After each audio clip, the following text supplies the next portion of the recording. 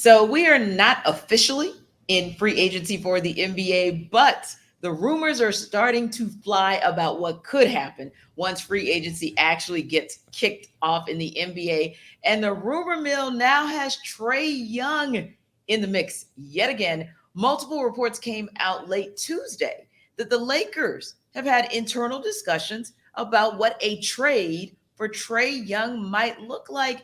And it just really gets you to thinking on the heels of the Lakers exiting the NBA Western Conference Finals, they are already looking at how they're going to retool that rotation for 2023, 2024. But what does this really mean? These rumors Uh, trade like, to LA.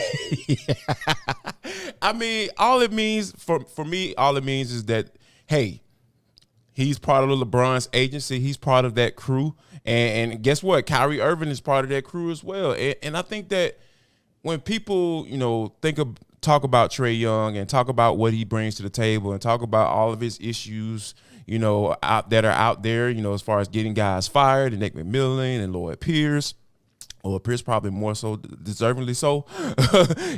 When you think about that, because Trae Young wasn't the only guy that didn't like Lloyd Pierce. Nobody liked Lloyd Pierce in that locker room. So, and I think that when you have all these things go down, and then the whole the tearing down of the organization structure during the season, and then bringing in a whole new structure during the season, and I think that those some of the things that kind of goes along with Trae Young. He's going to have to eat those. He's going to have to bring those, right? So I think with these rumors, all it does is confirm that Trae Young is a hell of a player.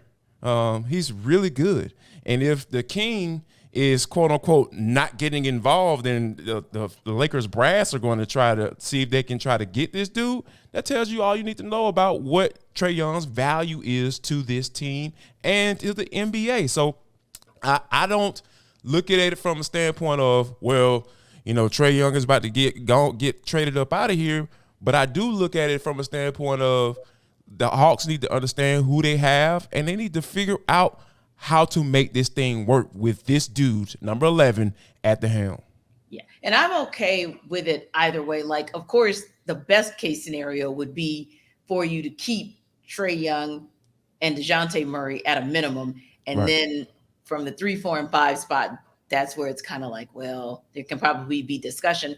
But honestly, Mm-hmm. to me, this is just one of those rumor mill situations, at least at this point, one of those kind of like, hey, we'll just throw darts at the board and kind of see what sticks. Yeah. Because when you look at the roster for the Lakers, for example, I mean, who are they going to send? Like one Rui proposal that I saw Hachimura? talked about, yeah. Good. And nope, not even close. You're not getting Rui Hachimura. You're not getting Austin Reeves. Nope. In what I saw, the proposal was D'Angelo Russell, of course, on a sign and trade, Malik Beasley, Mo Bamba, and then picks. First of all, picks do us nothing. What Draft picks? picks do us nothing because we're still, the Hawks still have AJ Griffin and Jalen Johnson that they're trying to get up to speed to possibly be in a starting rotation situation, right? So Yeah. to me, going out and getting draft picks in 2023 and sometime 4 years, 5 years down the road, that does absolutely nothing for the Hawks to be in win now mode. This is a team that got out of the play-in round and got into at least the opening round. And who knows, if Boston would have done some type of collapse, maybe they could have shocked the world and ousted Boston. But the bottom line is they're not a team that needs to be going that far from scratch to say, Yeah. oh, draft picks are fine. And Ridiculous, again, yeah. the assets that the Lakers would give, if that proposal is what is on the table, miss me with that. Yeah. But I do agree that you're right in that he's a valuable asset that teams are going to still look at to see, hey, could we bring him here and could he add something and bring something to the table?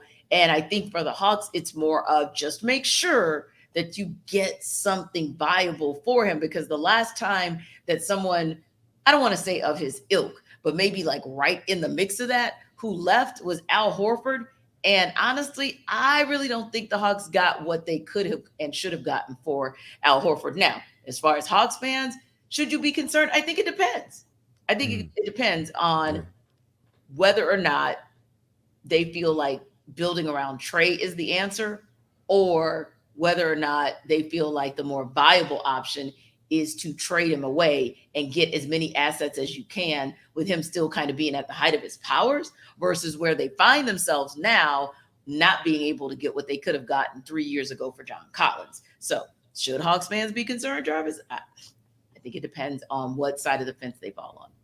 I think they need to be concerned if there's a report that says that Trey Young wants out, like, and point blank. Because regardless of how you feel about whether or not he's worth keeping or you can win a championship with him, here's why I say that. Because at the end of the day, there are some issues within this organization about keeping guys around, because Dominique Wilkins, those are some of the things that start churning in my stomach when I start to hear, hey, the rumors or, the rumor mill start flying. But if I hear that Trey Young, coming from out of Trey Young's camp, that he wants out, that's when I'm going to start having a little PTSD, because I know what it looked like once the Hawks traded away Dominique Wilkins. And that was the last time this team had a superstar. Yeah, the 60-win team, that's all well and good, but they did not have a superstar. That was a well-coached team and a good complement of players that a group of players that all complemented each other. So that was some of the things that you really had to kind of take a look at when they were putting that team together. But I think that the Hawks fans shouldn't be concerned at this point because, like I said, it's just a rumor, and he's a really good player, and people want really good players on their team. Yeah, and I think the other piece there is this. Maybe you'll be concerned when you start hearing those rumors ramp up about what else could possibly happen for the Hawks in, like, okay, if a package comes out where the Lakers are actually giving the Hawks something that's viable. To me, that package that I saw, I was like, that wouldn't make me do anything if I were the Hawks. But if they start talking about, okay, all right, okay, exactly. Like, you can't have Rui. Like, that won't happen. Yeah. But did you guys want to talk about maybe Austin Reeves? Yeah, when you start hearing rumors that talk about a legit package, or you start hearing rumors that talk about the possibility of having found a third trade partner, that's when the Hawks fans probably need to be concerned, because when you get into that three-way, trying to figure out how to make it work. Yep. Exactly. That means folks are trying to figure out how to make it work. Indeed. Speaking of making it work, the Celtics actually made it work for at least one game in their series against the Heat, getting a 116-99 win in Game 4. That dude finally showed up again, Jason Tatum, with 33 points and I think it's 11 rebounds, 7 assists, couple blocks, couple steals. I mean, he actually showed up and showed out, and really the entire team showed up, because the game was actually close in the first half. But in the second half, you started to see the Celtics threes fall even more. You started to see their lockdown defense start to really take effect and hold the Heat to just 43 points in that second half, right? So I think that if you are a Celtics fan or even a ball fan, right, you appreciate the fact that they didn't just lay down and die. But on the same token, I feel like I saw more out of the Lakers' loss against the Nuggets than I saw out of the Celtics' win against the Heat, because I don't think it really means anything unless you're going to do something that has never, ever been done in the history of the NBA, and that's come back from an 0-3 deficit. I don't see it happening, because like the Celtics have shown us who they are. And they are an inconsistent, talented team, and that is the worst type of team that you could be. We understand why the Hawks lost the series to the Boston Celtics, because they were just better than them. Yeah. And that in the moments that the Celtics needed to be better than them, they were. You know what I'm saying? Like, and they just aren't equipped, I think, mentally and from a coaching standpoint to be able to pull this off, because Jason Tatum has to be the guy, and he has to understand that he has to be the guy for 4 quarters. If LeBron James can do what he did in that Game 4 to at least try to will his team to a win, Tatum needs to have that same mindset for the next 3 games. So, I don't see that happening. I see that, this Celtics team is going to lead to some changes, and you already know what I'm pumping, T. Like, bring Jaylen Brown home. Yeah, I'm going to be selfish. I don't care. All NBA fans, you Celtics fans, I don't give a crap. I'm going to be selfish. Yes, I want the demise of the Celtics to happen. I need it to happen right now, because these guys just aren't equipped to beat such a mentally tough and well-coached team like the Miami Heat right now. Yeah, and speaking of that, Eric Spoelstra said post-game, this is what you would have expected. You wouldn't expect a guy like Jason Tatum, an all-NBA team selection, to just lie down and die like all 4 games, especially after a 13-point outing in game 3. Right. But he also said that means that we just have to bring our A game. And when Jimmy Butler says something like that as well, like, I'm not concerned. We know what we need to do. Eric Spoelstra is a master at in-game adjustment, halftime adjustments between games. Yep. And Jimmy Butler, as long as he's, not hobbling, because he did get knocked, he took a hit. He took a real big hit last night.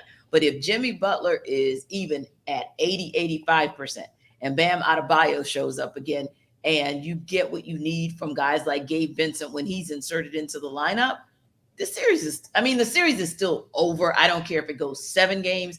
But I just have a sneaking suspicion that the Heat are going to say, no, we don't even want to go back to Miami for game 6. No, we're going to dead this in game 5. So, yeah. In your house. Exactly. In your house. Right. We stomped on you for, the first 2 games, and we're going to just stomp on you again. Because what we don't want is to have to deal with that. And I think there's motivation for someone like Jimmy Butler to get the rest that you need to prepare yourself for the Nuggets. Yes, because they might be a little rusty in game 1. But they're going to be rested. They're going to be rested, and they're going to be ready for you to, bring your game to Denver. So, yeah, I don't think it really matters in the general scheme of things because, like you said, the Celtics nor their coach seemingly are built to be the first team in history to come back from an 0-3 deficit. I mean, when we saw it happen at a 3-1 deficit with LeBron James and the Cavs, A, it was LeBron James, and B, the Warriors literally wilted after, what Draymond Green did. So, yeah, not seeing that again. But every day, what do you guys think? I mean, at the end of the day, we say it doesn't matter, but your opinion, your thoughts, your feedback actually counts. So don't forget to send us that feedback. Or if you guys want to weigh in on Trae Young, I mean, what are your thoughts on these rumors? Are you taking them seriously? Do you think it's just another one of those kind of stabs where everyone picks up the phone and calls to see, hey, would you be interested? Let us know your thoughts about whether or not you as Trae Young fans, as Hawks fans are concerned. But we also appreciate your fandom for ATL Day 1. So don't forget, when you go to YouTube, any and all comments are welcomed and appreciated. And don't forget, wherever you download your podcasts, go ahead and download ATL Day 1s as well. Because, hey, when you're driving in these streets of Atlanta, I think we would be a good listen for you.